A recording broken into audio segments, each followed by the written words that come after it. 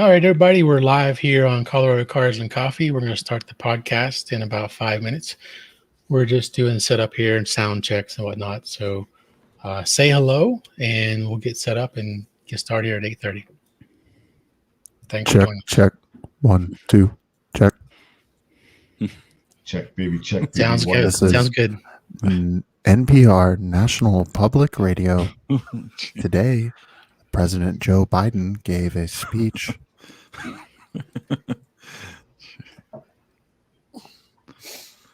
Do you want to talk about sweaty balls? I will remind you that we are currently live. But that was the best Saturday Night Live sketch ever. You had to be there. In case if you weren't there, then yeah, you might not quite get it. I'm adding in a topic. Want to best Saturday Night Live sketches ever? Yeah, that's it. That's the one. The one with the best. Betty White. I don't know. It's up there. I mean, Celebrity Jeopardy is hard to. Oh my God, Norm Macdonald. Norm Macdonald and Celebrity Jeopardy. It's hard to top that. Now, come on. I was just telling somebody how underrated and funny Norm Macdonald is. Nobody, like, for all of the big comedians I get talked about nowadays, he rarely gets brought up. But like, that dude is so funny. All right, we got Matt joining us. I don't see a camera, but hey, Matt, how you doing? Good. Yeah, I have misplaced my webcam. I'll find it here in a second. You lost your webcam? No, because I pulled everything. I got a new mount for my monitors, so I pulled all that stuff down. And it's here. There's a mess of cables somewhere. Well, what about Toots is the Driving Cat? Anybody remember that one? It was a terrible Saturday Night Live sketch with a cat that can drive a car. Steve Martin. No, it was terrible. Nope.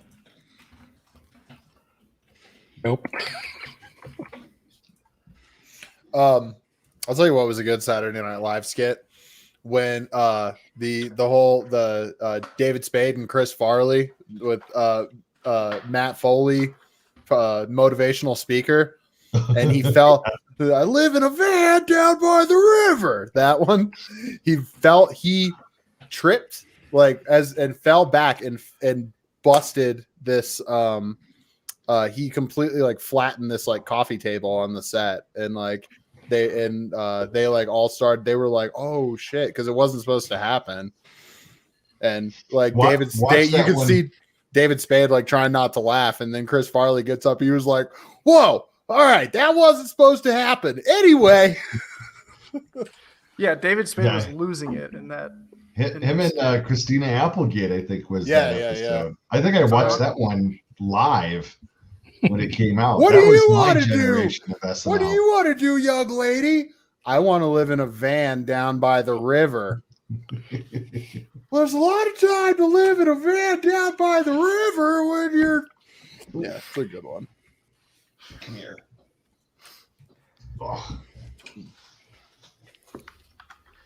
Oh, we got a pup. Speaking of Chris Farley's iconic skits, his Chippendales one was hilarious. Oh yeah, fantastic. Patrick Swayze, yeah, that was fantastic. Yeah. That was a classic. Swayze looked so angry because I think he was actually just mad that he was getting upstaged by the fat, sweaty guy. Dude, he was just getting it.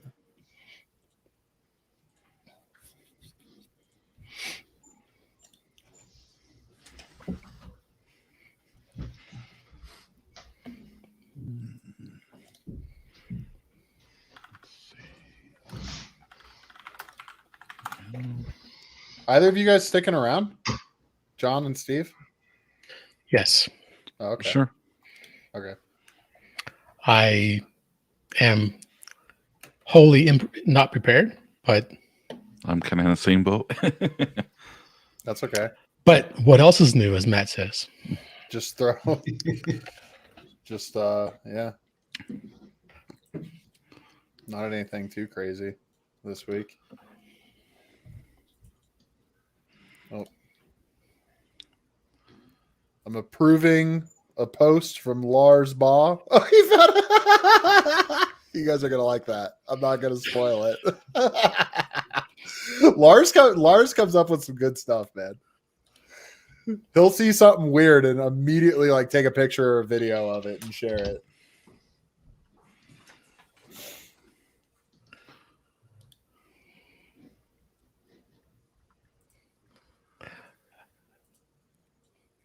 You looking at it? Yeah. Yeah, it's pretty good. Yes, That's it where is. GNC got the idea. What is this?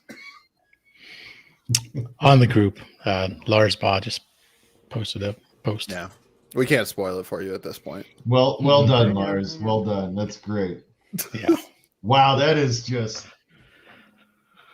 All right, it's that time, gents. Hayden, would you like to introduce us, please, and do all that stuff? Introduce who? Oh, okay. The podcast. Wait, what? Oh. What is up? Try that again. What is up, everyone? You are listening to the Colorado Cars and Coffee podcast with myself, Hayden. We got Steve, David, we got John, and we got Matt. So, jumping right into some events for this weekend. On March 20th, I'm going to say that is Saturday? This coming Saturday, there is the Continuum coffee car meet at Continuum Coffee in Greeley. That is 6560 West 29th Street, Suite 105. And also on Saturday, the Rocky Mountain Quattro March Cruise. This is their 4th annual cruise from the Deer Creek parking lot, which is in Deer Creek Canyon. That will be 13388 Grizzly Drive in Littleton, kind of southwest of 470, just west of Chatfield Reservoir. Good cruise if you've never been on that one before. Oh, yeah. Great ride. Might have to check that out. If you don't feel like getting up quite that early on the 20th at 2 p.m., there's Andy's 5th annual car and bike show. It's a $5 donation to enter. There's trophies for best in show, best pre-80s, best post-80s, and one for best in show bike. Door prizes, music, and fun. That's at Andy's Frozen Custard in Inglewood at 3505 River Point Parkway. Okay, and following next Saturday, March 27th at 4 p.m., there is the Empire Nismo Enthusiasts. Giveaways, music, food trucks, sweet rides. It's at Empire Littleton Nissan, 5067 South Wadsworth Boulevard, north of Bellevue, and it's in Littleton, Colorado. On March 27th at 10 a.m., we have Dubs and Donuts. It's calling all VWs and Euros. We will meet at this location at 10 a.m. and hang out till 11 a.m. Once we are there, we can chat about where we went to cruise to. And that location is Tasty Donuts, 6441 East 72nd Place in Commerce City. Then last but certainly not least, on April 10th at 11 a.m. to 5 p.m. at PPIR, there is the Galentine's Track Day. This was one that was supposed to be Valentine's Day weekend, but we got some weather, so postponed out to April 10th. And that is, of course, at Pikes Peak International Raceway, and they will be celebrating women and female relationships. It is a track day that provides instruction exclusively for women by women, and the instruction includes both classroom and driving sessions with a combination of discussion-based group learning and one-on-one coaching. So do we think they'll ever have this event, or? No, there will be a crazy snowstorm the weekend of April 10th, and then we will be getting together for Galentine's in June. Yeah. I feel so bad for them. They have to just keep pushing that out and pushing that out. How many reschedules have they done? Well, is this the third or fourth, right? At least. Is it that? Oh, wow. Was it supposed to be this past weekend? I don't know. Lost I don't know, but that does take me to our first topic here, which was we got a couple feet of snow. It was my difficult God. to travel. I saw people with all-wheel drive SUVs and snow tires getting stuck. How did you all fare? I didn't leave the house. I didn't leave the house either. Both of I me, wanted both, to- I wanted both to of take me. our new Lexus GX out, but my fiance Oh, wouldn't. that's right. I was gonna say So, both the also- Miata owners stayed home, but then you had to flex with your new Lexus GX. It's not mine. Oh, I'm sorry. Congratulations, it's in your house. Yeah, I know. It's taking up my parking space in the garage. No, I've got some tires that have seen better days. I'm just I'm just hanging on to them until I can get some good ones here in the next couple months. But yeah, I didn't trust my car to go anywhere. And then yesterday, when I finally did, because I had off work on Monday, they called that off. And then when I finally did get to go in yesterday, I got stuck in the snow for like 15 minutes. And 3 men had to push me out. I was blocking a lot of traffic, so that was fun. Anybody else get stuck or have any fun adventures? I got stuck for a minute, but luckily it was right in front of my house, so I could just walk back in and get the shovel. Which vehicle was this? In the Colorado diesel. Oh yeah, that's I got right. New tires on it just for this occasion. Once I got off the ice, that thing just rocked right down the street. Hadn't been plowed or nothing yet. The CT4 stayed blissfully in the garage until there was pavement to be seen. Despite the all-wheel drive, I'm not going to mess that car up 3 weeks after getting it. Our HOA was on fire. When are they going to plow our loop lanes? And like, So is ours. you're just going to have to wait. The neighborhoods are not looking good. It's like one lane most places. I was actually driving through our somewhat your area today, Steve, and it's it's not great. No, it's not. No. Yeah, So we mine got Ego Z. He took his E30 325iX to an empty parking lot, had some fun, plowing snow over the roof. Let me tell you something, Ego Z. That does sound like fun. Let me tell you something, Ego Z. I have an E30iX, and I do a lot more than take it to the parking lot, but it's broken right now, so I didn't take it anywhere. But no, I used to just kind of drive through some of the residential neighborhoods, and it's high stakes. You got to watch it, but a little like low speed sliding around is fun good. stuff. I just got some winter tires for the Miata, and I wanted to do that, but there was either too much snow, or by the time it started going, it went. The ground clearance situation wasn't good. Like I said, you're gonna scrape the bottom. That's right. That's why I didn't take it out. Yeah, you need like 2 to 3 inches of snow, and anything more than that, and you start messing with stuff on there. John, did you have the Focus RS out at all? Yeah, of course. The ground clearance was a problem, was it not? It wasn't too bad. It was weird. Falcon was kind of almost like not as bad as Denver, but it was like kind of close to it. But like the rest of the Springs was fine, which was weird. But yeah, I mean, it kind of moved around a little bit, but not too bad. It has brand new Blizzaks, and it was able to get through. But I mean, I kind of waited for people to do tracks, of course. Right. Yeah, you weren't cutting freshies. All right. Right outside my driveway, somebody lost either a fender liner or some plastic piece underneath the car. It just was ripped off. I've seen a lot of that everywhere. Yep.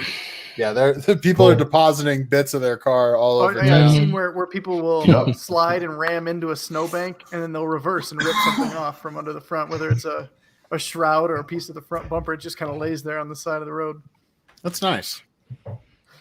Well, we got a nice big orange truck sitting in our parking lot at work on Tuesday when we were finally able to get there with a new Bronco Sport waiting for me. So that has been a treat driving around in all the snow after this big mess.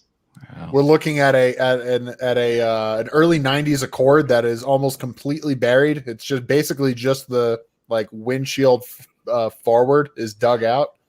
Yeah, these are from our members. They posted some pictures in our official Snowpocalypse Oh, that's post. right. We did do Yeah. a Snowpocalypse. That looked like an older Suburban. Yeah, it was. Yeah. Yeah, that's kind of what my Colorado looked like. Here's a The- fit that's up past the grill in snow. Mhm. This is good. Wow. Somebody had their TA out or Pontiac Oh, Firebird. good for them. Well, look Huh. at the tires on that. Look at the like small wheel and like big sidewall, man. You get a good snow tire on there, man. You run that Icelandic style, low pressures. It's like an Arctic Mad Max thing going on there. It's Yeah. Somebody No wrote kidding. it snowed on somebody's you don't say. I'd walk windshield. This past is and good. put a question mark on there. Yeah, there you go. Got to keep people on their toes. Something I can't identify that's buried. It's a game of can you identify the car or not? No. Tough. I noticed depending on how some were parked, they were getting like kind of a shooting brake kind of effect. They were everything was a I wagon. saw some of those posts. I had my Was the drifter. Miata was, so I got the shooting brake Miata with the snow for a little bit. Well, cool. Very neat. Weather happened. Sure did. It'll happen again. Hopefully So- not to that scale. So next up, Anytime soon. Sorry, I wasn't. no, it's all cutting you good. off. No. If you had anything else to add, I was No, happy to hear it. just banter. We did have some F1 preseason testing, and of course Terry's not here, so we can't take up 3/4 of the podcast with this. But main takeaway for me here that was interesting is unless they're sandbagging, unless they're intentionally putting out slow laps, it looks like Red Bull might be faster than Mercedes this year, which is crazy. That's something that might even get Steve into F1. This is If the really, last what? season with If Honda, Mercedes isn't just guaranteed to win every single race. This is their What? last season with Honda, right? It is. I think Honda is discontinuing their Yeah. program, After this year, which it would kind of be a shame because right? If they go out with if seems- they have a dominant. Yeah, if you season go out with- and it's like- then go out. congratulations on your championship. Now goodbye. Have fun in IndyCar and Super Formula. That's going to be Right. great. Okay, guys. But do we think Mercedes is actually are they sandbagging or are they There's a Telling- very tell- good chance. or are they telling the truth of hey, we're behind? Okay, I'll say this. Mercedes has always sandbagged to some degree in testing. But I think it was a little bit too much this year. Either that or I just think that something's not quite right. And they changed a lot of the aero stuff. So there's a lot to do there. Somebody has said, I can't read the name, but something about enjoying Hamilton's tears. I didn't quite It's get to read it. True. And then Hamilton is sandbagging to get people to like him more. This is possible. But got to see the Aston Martin for the first time. And of course that was Racing Point last year.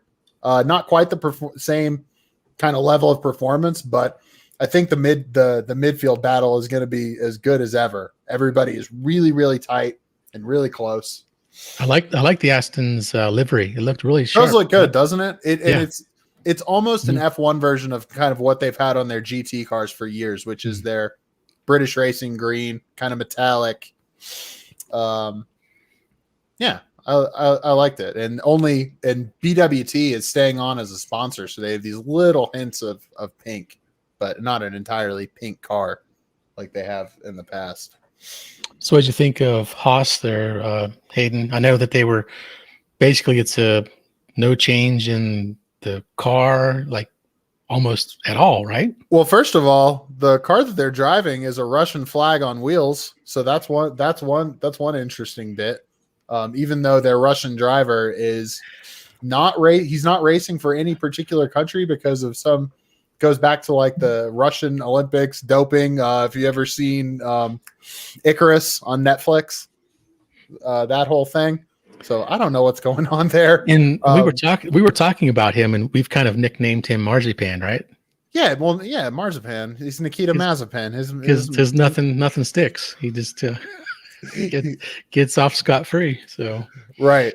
And hit Hmm. almost ran into the back of Hamilton at one point and was like laughing about it. I kind of wish he would have, because it would have just been hilarious. But the only reason that he is sitting in the seat of the driver is because of all the money his father brings to the party, or what's the basically, I mean, he does, he didn't have bad results in junior formula, in like F2. He won a couple races, but he's not a standout. I mean, Mick Schumacher won the championship and he's his teammate. So not that level, but yeah, that's just the reality of Formula One. They've almost always been pay drivers. They're pretty much always will be. They're very important to funding the teams. So yeah, if you get, I mean, a couple of years ago there was Sergei Sirotkin at Williams, similar situation. Even Niki Lauda was a pay driver at one point in his career. So doesn't mean they can't be good, but yeah, they bring money. Did Niki pay for himself, or how did he finance it? Initially, Really? when he Wow. first went to Ferrari. Yeah. I didn't know that. Oh yeah. Oh yeah. Yep. He went away and raised money and got the ride. At least I think it was at Ferrari, because first it was Hesketh, and that was a small team, small, like kind of small budget team, and who were pictured in the movie Rush as the party guys. But anyway, nothing too much. There was a lot of sand. It was in Bahrain, a lot of sand, and we got I think it is Bahrain week 1 here in a couple weekends, and is that the first race, Bahrain? That'll be the first race. It would normally be Australia, but it's been postponed to November, I think. So that's about all I had on that. Anybody F1 thoughts? Okay.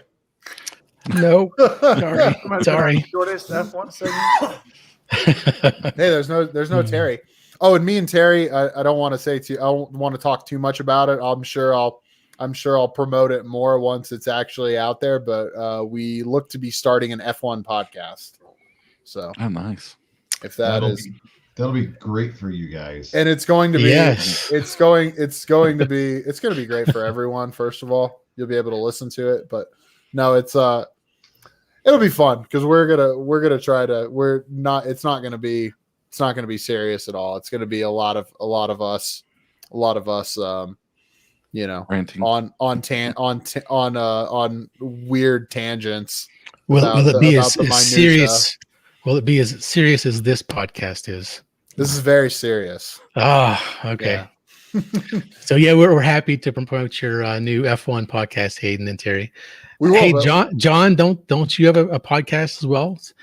Tell us, spill the beans. Tell us what do you got going on? Yeah, I do. I have Race Colorado, and then Driver to Racer. Kind of ironing out the details, figuring out what I want to do, and I think I have some ideas, and so I'm gonna probably try to put that into motion and get recording. Okay. Awesome. But it's mainly going to be kind of like stories, automotive history, maybe stories people haven't heard before and stuff. So should be pretty cool. Okay, cool. David, do you have a podcast that you'd like to present? Well, they are both in pre-production. One is. Oh my goodness! We got another podcast. Not podcasts. Wow, Podcast Nation, Colorado. You're the only one who's actually doing anything, Steve. Oh, good. So you got some in pre-production then? We got 2 in pre-production. Okay. One talking more about the press car world, and the other is more for our neighborhood podcast. If you guys aren't familiar with the Reunion neighborhood and you get a chance to look at it on Google Maps, the Reunion Park has a very, very distinct shape. So next time you're looking at at a map of that area, Look for the distinct shape. look for the Okay. distinct shape of the park. And So a neighborhood podcast. Yep, neighborhood podcast, just Mm. sort of kind of making fun of suburbia. Okay, nice. Do you guys have a bit where you go through funny next door posts? Because that sounds like that would be good. Oh, that's next door, Twitter, everything. We actually there's started Twitter a neighborhood posts. Oh yeah, Oh wow. Okay. everybody's got a neighborhood post somewhere. Though we have a counterculture Facebook group that started because all the people that got banned from the main group just started their own, and within 2 months it was half the size of the main group, and now it's at almost 3,000 people. It's gone beyond our neighborhood and has moved into basically South Adams County at this point. Okay. Good. So, but on the car side, we're looking at something press car related. Okay. Something Cool. that's gonna more teach people about what our side of that world looks like. And everyone knows that, oh yeah, Top Gear, they get cars, or Motor Trend gets cars. Well, where do those cars come from? And what does that whole industry look like? And how can other people get into that kind of car scene and get into the automotive journalism world? I'm just impressed how many people that could have access to press cars don't even know about it at all. I think we were talking Yeah. about. I think we were talking about him. Have you seen the saga of Matt Farah and Tom Segura and how he got hit? He No, got but- Tom. So he went on his I wanna know about Matt this. is shaking his head. Yes, he went on his podcast. Tom went on Matt's podcast, The Smoking Tire. Yeah, I And- remember seeing that episode and how it kicked all. He this was off. like, man, I would like, he just said something about like, I love just driving, random, cool cars. He's like, I would love to do more of that. He was like, dude, you can get press cars. And he was like, no way. He was like, yeah. He's like, yeah, we'll talk. And then Tom started making videos. He's like, this is the new McLaren 675, it's like, I think I saw that one. That was, and he that was doesn't pretty really funny. like review. He's not obviously like, he's not like Chris Harris, who's like giving you the, really like telling you how it Full makes him detailed feel, or like, breakdown, yeah. or Oh my or God, Matt Farah. he's in our system. There you go. He's in the system. He's one of our let me clients. get his number. No, I'm just kidding. So we he, don't but put but- that information in there. oh, okay, fair enough. Yeah, you can get some good numbers out of there. But his thing is basically he, gives like his basic impressions, which is kind of like this car's really cool. It's really fast. I don't, like big, very, very basics. And then he'll like tell some story about like from back in the day touring or something while he's driving it. So I have to find And, my wife is a big Tom Segura fan. We went all the way to Las Vegas to go You see gotta- him. you got to check out his That's videos. cool. Yeah. What, Steve? I was going to wrap this up. Matt, did you have a podcast that maybe No, just the my fiance's LX journey or something? No. Okay. That's the joke. Well, We're I all on wasn't sure. I multiple wasn't sure. podcasts. That's great. But you happy to promote. So What do you Good. think all about right, all this what's equipment? next, Hayden? What's next is Shelby American making a S550 facelift Super Snake Speedster. So if you're familiar with the Shelby Super Snake, it's just a new Mustang with a whole lot of power. I think they're supercharged. You can get, there's a couple different options there. It's a very, very fast Mustang, and this one has no top, and it has a speedster kind of cover on the like rear. molding over where the convertible top would go. Right. Which is, I don't know, it's whatever, I guess. It looks nice, but to me, you really got to get into something like rear or mid-engine to really make the proportions look to get the speedster proportions right. To me, that's why like the 911 and the 356 speedster, they just look right. I don't know. It looks off a little bit to me. I don't know. It's not. I don't Doesn't hate look like it. a Mustang. No, I don't hate it, but it's just, it's in this weird kind of limbo area where is it a is it a muscle pony car or is it trying to be something else? So what? 825 horses, supercharged Coyote V8. Is that right? Yeah, and you'll be able to get that's probably just a smaller blower. Don't ask me how I know so much about Shelby Super Snakes. I did not research it willingly. It was somebody who was trying to buy a Mustang from me. But anyway, all right. You used to sell Fords, right, Hayden? Yeah, exactly. I would like to think that I sold Fords in their glory days of the modern sports cars before they started killing everything. Still could get a new Fiesta ST. The GT350 was out. We had just had the Raptors coming out, the new Raptor, and the cars weren't killed off yet, so it was good times. But you can also get the 3-liter. I think it's a Kenny Bell blower that's produces much more than 850 horsepower if you want on one of these things. So this thing will cost you $80,000 on top of the cost of the car. Shelby and Ford should just make a GT 700 and make it mid-engine all-wheel drive. Is that going to be like it's going to be like the Corvette then? The C8 killer, yeah. Yeah. And so $135,000 for one of these. I just David? saw that. That's pretty. Is that right? You know what's funny? That's what I'm seeing. I don't think if that is more, if the Speedster version is more than a regular Super Snake, it's not by much. Wow. So that makes it kind of interesting. But it's still a convertible Mustang at the end of the day. So right. For that kind of money, with a lot of power. That's a lot of money that could be put to other things, I think. Just not doing it for maybe you. Maybe if you are a Mustang or Ford fanatic and just had to have this. But not you, as a man who's owned 2 Mustangs. No, you don't have to have this? No, I don't. Nope. Oh. All right. We glossed over we skipped I over was just about to say that. Yeah. So there was also a new concept car this week. Heard the everyday drop. Concept. Is it not? No, it's an actual. It's going to be production. Yeah, it's a first look. Oh, okay. But are they going to have this is the Kia EV6. Yeah, here I'll share. Just got revealed, but are they not? Is this not like a Cybertruck deal? Like, hey, this isn't the official one, or is this production version? This should be production because that's what they were saying. They still have some terrible 2-spoke wheel on it, steering wheel.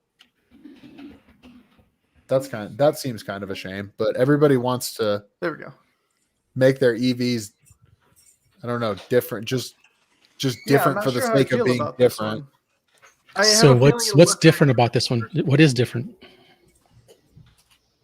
The biggest difference on this one is this is Kia's very first all-electric with no gasoline variant to it. The Niro and the Soul both come out with EVs, but you can get one as a gasser if you want. So this is 100%. This is coming out as an electric-only car. Mm-hmm. It's a full EV platform. It's their first and only, right? It's their only one right now, but there's more to come. Yep. First, like proprietary EV platform. Right. What's the price range? I don't think it says in that article. Seen anything, but they were saying it'll be cheaper. It'll be in line with. I think it'll start around 45. Really? I didn't think it was going to be that much. I just saw something from Car and Driver. Yeah, it says 45 estimated. I don't know where that information is coming from. Or is that like starting? Because I saw that it was going to be cheaper. I think it was going to starting. Well, although Kia hasn't said how much the 2022 EV6 will cost or what trim levels and features will be available, we think it'll start around $45K when it presumably goes on sale this fall. Did they have a range estimate? 200, 250, 300?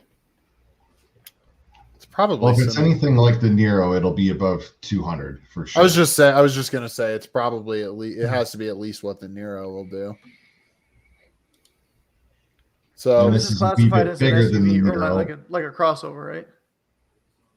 How are they boy, classified? this thing is polarizing styling from both ends.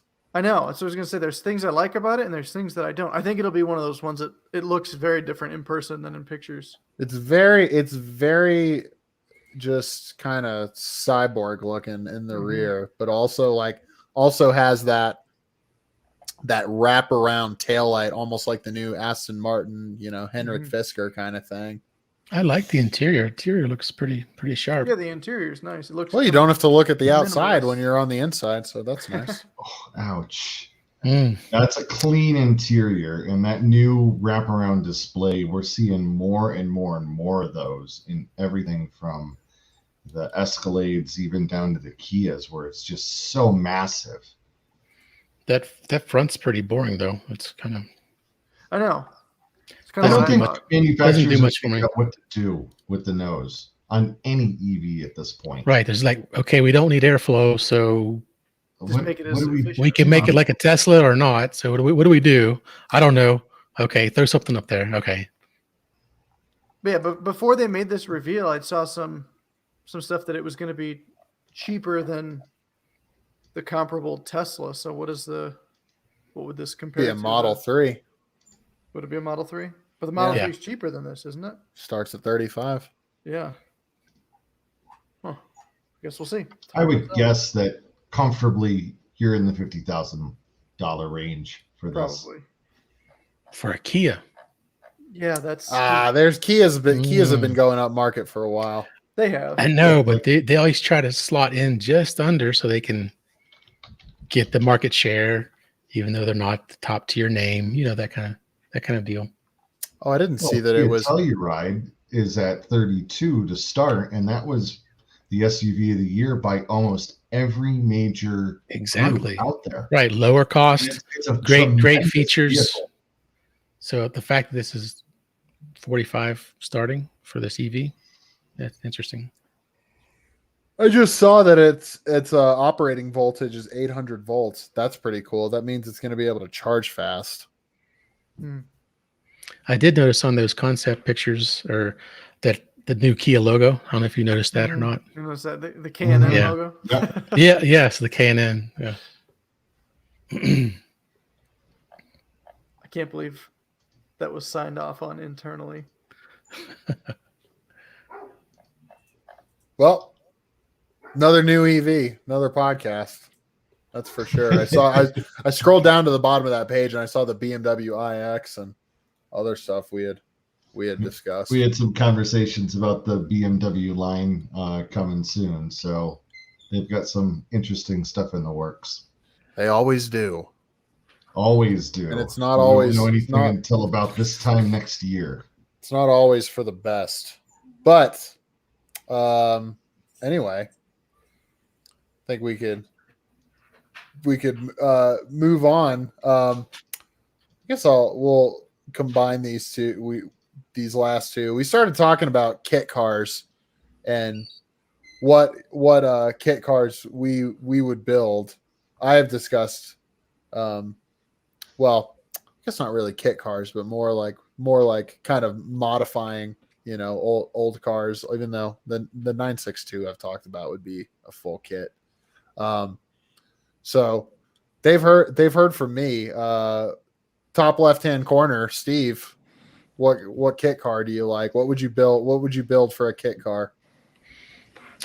A few months ago on the group, I saw somebody post some pictures of this car that just drove past, and they, what is this thing? Turns out it was a super light SLC. I kind of like that. I think this guy did an awesome job on it. I don't recall what his name was, but it was yellow and just really stood out. I'll have to grab some pictures. Let me share my screen. I think I've got some pictures of it. Oh yeah, I've seen this thing. It looks a bit like a like a Praga is kind of similar. There's something else that I can't think of. These things are basically at least Oh my gosh, why can't I think of the other thing that's like this? Some of these are like street legal Daytona prototypes, and that's terrifying because they don't weigh anything. You build them in your garage. 2,400 pounds for this 2,400 pounds, and then you put Yep. I would assume a big old V8, an American V8 in the back of this Aluminum thing. LS or something in there. Well, yeah. Why not? And as everyday or not everyday driver, regular car review says, you see Jesus going on every on ramp. So. But that would be mine. Super light SLC. That's good, David. What have you got? You got me really thinking about these, and at first I was very much thinking the Factory 5 GTM.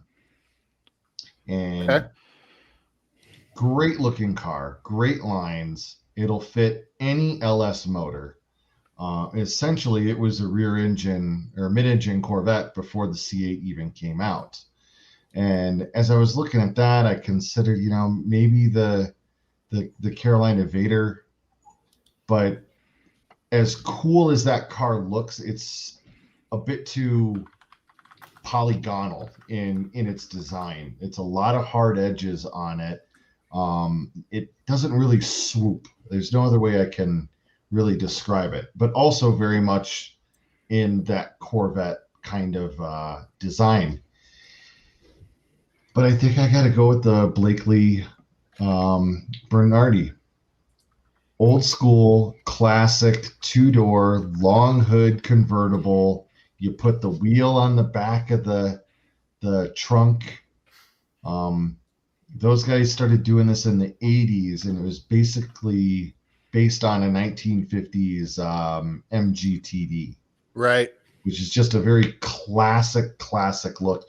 You've seen them in every British movie where there's somebody posh driving around. Is this right? There it is. Okay. There you go. That's exactly the car. There's just something classic about that look. And when was the last time you saw one? Never. I don't know if I've ever seen one of these. Yeah. There is one that's like a much more exaggerated long hood kind of old roadster like this, and I don't know what they are. It looks like Cruella DeVille's car is what it looks like. But Cruella DeVille drove a Bugatti. I've seen that car. It's in the Ford Museum. oh, excuse me. Didn't realize she drove a Bugatti. Which reminds me of another excellent kit car to buy is a what was the old Bugatti racer type something. Type 57? Is that right? No, it's not. Yeah, it. there's a Type 57 or Not the Type 57 though. The really successful racing car. Wow. The Type 35. Bugatti Type 35. Type 35. Thank you. Yeah, that's like the Monopoly piece looking. Yeah. It does look like. Yeah, it's an original Grand Prix car. Uh-huh. This was the height of racing at some Mid-20s, point. yeah. Yeah, and it was the most successful kind of pre-war race car. Is that what you're picking for your kit car there, Hayden? No, I'm just saying it's a good choice. Oh, okay. It's an honorable mention. Gotcha. But the really good company that does these is out of Argentina. They're called Persang, and it's very, very, very high quality. But you could take one of these to a track day. You would not be taking an original one. So if that's your idea of fun, then that is for you. I remember seeing the how-to with the original Iron Man film where they dropped Iron Man onto one of the Cobras. And the guy who found the car and had it built goes, "It's not an original. Don't worry about it. But we still just wrecked a $140,000 car." Wow. It was cheaper to do it that way. Trust us. Wow. John, you were a last minute addition. Do you have a favorite kit? So I wasn't expecting you to be prepared, but do you have a favorite kit car? Yeah. Oh, he's had a whole 45 minutes. That's more than most of us have more time. So That's true. Yeah, I was originally looking at the Caterhams because I think those cars would be fun to Oh, drive. Very good choice. Very good choice. And then, That's and then I was great kind of choice. settling towards the Lancia Stratos. There's a company called LB Specialist Cars that makes them, and Mhm. they're real unique rally car kind of looking. I was going to mention that because Terry brought it up in planning the Lister Bell Yeah, Lancia Stratos. yeah. I always this thought is those also. cars look Oh cool. yeah, this is. Oh. Yeah, Yeah, Oh, those are sick. That's a replica, dude. No, who's gonna know that? You driving down the street. Most people aren't gonna know what it are, but if you Yeah. catch a car guy, you could break somebody's neck with one of Oh these. yeah. yeah. It still costs like $135,000, but it's still a hell of a lot cheaper than a real one. Oh, it's so good. And we were Yeah. talking about kit cars and their cost, right, David? David was specking one out. He said, "Yes, I will get the. What was it the I was looking at the GTM and all the different the logo on your what was it the weather on the mats floor or mats. the Like, it's floor all mats? Yeah, $35 more. Yeah, if you're gonna splurge, on your kit car, you got to get the floor mats with the logos. Hmm.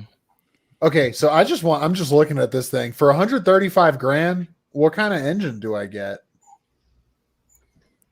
Because it's was that the one that you had the option of like a Toyota V6 or I don't remember. Terry was naming them off. Yeah, the it's planning. saying or any transverse V6 or V8 Ferrari Okay. engine. Yeah. It sounds very customers very Lotusy kind of. Yeah, the Yeah. Toyota is probably the path of least resistance there, and we know if you throw a supercharger on that, they run just fine, like in the Lotus Evora 400. Yeah, Uh-huh. you wouldn't. I would think. I mean, much more than 400 some odd horsepower in one of these things would be pretty terrifying. Oh, geez, what does one of those weigh? You're Not probably a lot. talking. You're probably talking 2,500 pounds or so, Has, right? has to be under 2,000, I would think. Yeah, Even- I'd say even less? close to Wow. 2 grand. Yeah. Yeah. Wow. Yeah. It's a tiny little car. Yeah, and not really a lot to it. Just Hmm. kind of simply built. Talking Italy in the 70s, man. They're out and they got. Well, these are kit cars. They can add some safety stuff in there here and there. That's true. Yeah, or you can reduce weight with fiberglass or carbon fiber panels. The kit That's car true build, too. That's true. the kit car builders don't take August off. Is that what you're saying? Hmm. All right. Mr. Matt, did you have a kit car? Yeah, I batted a few around. I also looked at the Factory 5 GTM. But I think I'd do the Factory 5 818. It's kind of There you go. Porsche looking, but it's different enough that it could catch somebody's eye and they would, The 818 is They're good gonna because see you what can they- get you can get local parts. I think that you can get a lot of parts locally. I think they're run on Subaru engines, do they not? Or am I thinking? No, I think this is mid-engine, right? You're right. I think it is a Subaru engine in that. Yeah, one. this is a mid-engine, and Subaru. So yeah, I've seen some of these that are like 400 horsepower. They look like they would scoot pretty good. Mm-hmm. Matt, which variant are you looking? Would you go for though? The street, the race, or the coupe? Ooh, Yeah, you probably got the three. street. I like the look of the street, either the street or the coupe. The race, No windscreen. No windscreen is unfortunate. yeah. You gotta have a Yeah. windshield, man. I'd have to be serious into racing to spend that kind of money on something without a windshield. Yep, it's got Impreza WRX running gear. Yep. Huh. But some kind of transaxle though, because obviously the engine's not going in front. So Yeah, it's a rear mid-engine, right? yeah, it's mid-engine. Yeah. And then so you got the Subaru flat 4 going onto some kind of transaxle. The kit's only 10 grand. I No, know. it's super cheap to get Just started. cheap. Yeah. It's not bad. Just get a WRX donor and go to work. I think easy you out here in Colorado. Yeah, Yeah. right. Yeah, that's what I'm saying. You could find your engine stuff. Have you easy. guys ever seen one of these 818s on, at a Cars and Coffee or some event? Not 'Cause around I, here. I've seen. I've one. not. I have not. I saw No. one back home at a big car show in Indianapolis. Yeah, Type 65 is the only thing I've ever seen or driven in person, anyway. I bet you What's- it's a hoot. I'm sure. What's the Some- weight? Does that have a curb weight listed on there? They're very light. They're like low Yeah. low 2000s. I can't remember what it is exactly, but it's as light as you would think it would be for a kit car. Like a better MR2 Spider. Yeah, pretty much. Well, they're similar weight, but yeah. Maybe this one. This one I think has got a little bit more wheelbase than an MR2 Spider, which is nice. Yeah. I was just doing a search, and some mad lad on Grassroots Motorsport has an 818 as a daily driver and did a review of it. Yeah, I don't see the specs on the weight. That's a cool looking tube frame and everything. That looks really nice. Best way to buy a kit car is to find one somebody's already started Yes. financially. Yeah, right. Maybe not. right. Maybe it'll come with a lot of headaches, but find somebody that puts. You 6 just months have into to it, got pissed undo- off, and you just have wife to- made him sell it. That was like my Miata. I had to undo people's bad work to start doing any good work. That's why I paid a little extra for one that was pretty much stock. Because Yeah. I didn't want to The mess best with line anyone ever gave me for why I should buy their car is when they said it was taking up too much room on the shelves in their garage. Nice.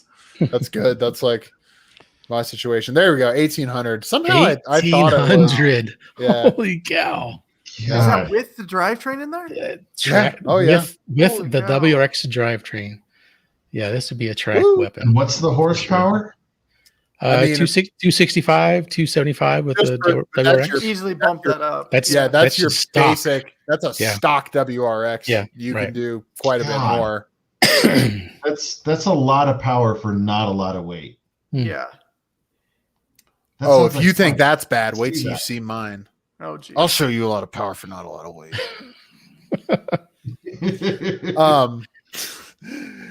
Anyway, I gotta pick which one of my 3 monitors I'm sharing. So I've discussed it before. It's the RCR replicas 962 because Coming. who doesn't? If there's two kinds of cars I like in this world, it's Porsches and prototypes. It's a Porsche prototype, and you can drive it on the street. You can take it to Cars and Coffee. You can put a modern drivetrain in it. I would go something probably like a 996 turbo drivetrain. You can build up those engines, 800, 850 horsepower, more if you want, no problem. And yeah, it's a little bit up there. It's a little bit closer in price to that Lancia Stratos than the 818, but it's not bad. Yeah, these about So what 100. kind of powers in these? Labor. So Steve, originally these operated with the 935 engines of the late 70s and early 80s. Well, technically the Porsche 956 did, and then when they changed the regulations, they had to put the driver's feet behind the front axle. So that's the 962. Is this a flat 12 or what is It is a turbo flat 6. Okay. So yeah, those 935 engines were just 3-liter flat 6, partially air cooled. They actually had water cooled heads and air cooled block. Interestingly enough. So yeah, not a pure Porsche, but when you're trying to win Le Mans, you need a little bit of water cooling. So Hayden, there's some opinions out there, so I want you to see that. hang on a second. So a completed one. Just Well, so it's you- not yeah. me, just bro, so you that's see- Yeah. Anyway, buff it out a little come on. bit. Some critic called this ugly, and I would He's gonna go ra- find I would raise you these pictures. And here's the thing: even if you see this thing in full Rothman's livery driving on the street, and you still think it's ugly, it wasn't meant to be pretty. It was meant to win Le Mans, which it did many, many times. This thing went 230 miles an hour plus down a chicaneless Mulsanne straight for 24 hours and won multiple years. I believe in 1983, they had so many of these things out there, and I think they still had the customers running the 935s, that the top 10 of the finishers that year, all but one, were Porsches. Porsche took 9 out of the top 10. They were dominant in this era, and that's what this car was made for. So Hayden, real quick about this 962, did you know that there was a road going version? No, I just wondered one day. I was like, has anybody tried to build a replica of this legendary race car? So check this out. Do you guys watch Derek Tam Scott and Jason Camissa?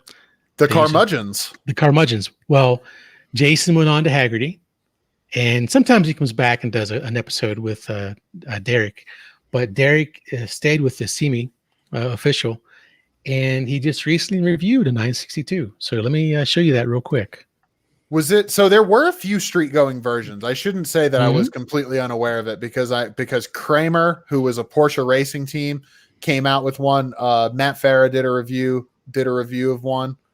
So there are actual 962s that are street legal that are not replicas. Oh yeah, this is the Koenig. This is the Koenig C62. I think this is the exact same car that Matt Farah drove. So if you guys have a chance, guys and gals listening to the podcast, go check out Isimi Official and just look for a 962 Koenig C62. And he does a review, drives it around. It's pretty amazing. Yeah, it's glorious. Yeah. Especially just with the wow factor of this being not that a replica would be materially different, but just because that is an actual 962. But I was just showing the extremely Spartan interior. And they did choose, even though this was a right-hand drive, they chose to put the shifter on the right side. So kind of interesting there. Finally got to see a real one of these in real life when I went to Sebring in 2019. They had the IMSA Lowenbrow car that won Sebring, I think at least once. But yeah, that's how I would like to motor around. All right, that's pretty cool. I noticed we did also have here another kit car. If I can just find my tab, there was a Alfa Romeo 158. And we didn't even talk about Instead yet. I told you I was gonna get to it. This is because we're talking recreation. We're talking recreations here. Yeah, this is what kicked off this whole discussion about kit cars for us tonight. Right. Was Instead. So it's I changed my answer. I want that. Too late, Dave. You can't do that. Matt and I, as the Miata guys, we had seen somebody earlier a few months ago now, a few weeks ago, something like that, talk about a kit that you can, a 158 kit from a Miata that uses Miata subframes, which was kind of interesting. Yeah, it's basically just the Miata subframes and an engine. There's nothing else. Yeah. I mean, that's all a racing car was these days. You just you wouldn't even strap yourself. You would sit by an engine, and if you had a wreck, you fly out. But pretty glorious. I would like to see some of the looks you'd get on the street driving this thing. This is the Anstat. This is very high. This is very highbrow stuff. This is more of a recreation. It's a hand built replica, isn't it? It's not It's not a kit car. Oh, I'll hand build a 962. It's going up for auction at Barrett Jackson. So, that'll be interesting. If you're looking to get something for me for my birthday, and around the corner in November, how much would everybody in the group have? Bid generously.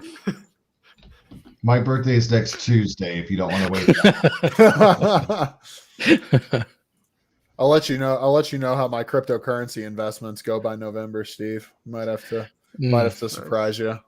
Yeah, this is the one that when Terry and I were looking at the Kit Cars website, the base was like $10,000 or $12,000, but then there were all these other like additional kits that you needed, and I think by the time it was done, it was like $45,000 plus a Miata. Oh, okay. Oh, that was the Miata one? Yeah. Oh, wow. Okay. Unfortunately, this one is not street legal. Oh, no. Nope. So you have to take it to a track? Yep. As I'd if be anybody scared. who's going to buy this is actually going to drive it. It's going to sit in a I know. climate-controlled garage. Yep. Which is a shame. This thing wants to be. This thing wants to have its neck wrong. Look at this guy. Look at this guy. This could be you.